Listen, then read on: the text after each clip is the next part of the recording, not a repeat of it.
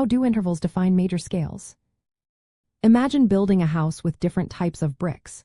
Each brick has a specific size and shape that determines the house's overall look. In music, these bricks are called intervals, and they help shape the sound of a major scale.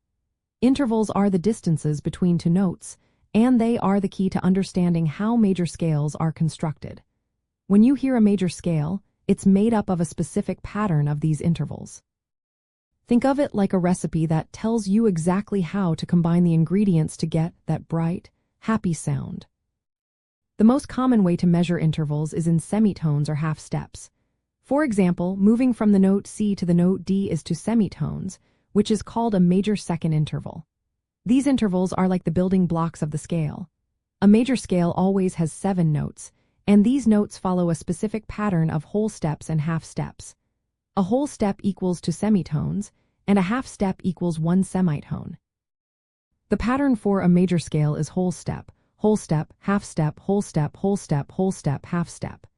If you start on C and follow this pattern, you get the notes C, D, E, F, G, A, B, and back to C. Now, the quality of the intervals in a major scale is what gives it its unique sound. Major scales include major intervals like major seconds, major thirds, major sixths, and major sevenths. They also include perfect intervals such as unisons, perfect fourths, perfect fifths, and octaves. These perfect intervals are called perfect because they sound stable and consonant. For example, the perfect fifth from C to G is one of the most recognizable sounds in music. Understanding these intervals helps musicians do many things. When composing, knowing the intervals allows you to create melodies that fit perfectly within the scale.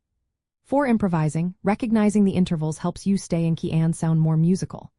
When building chords, the intervals tell you which notes to combine for harmonious sounds. So, in essence, intervals are the blueprint for the entire major scale. They define its structure and give it that familiar, cheerful sound. Mastering these intervals makes it easier to understand music theory and become a better musician overall.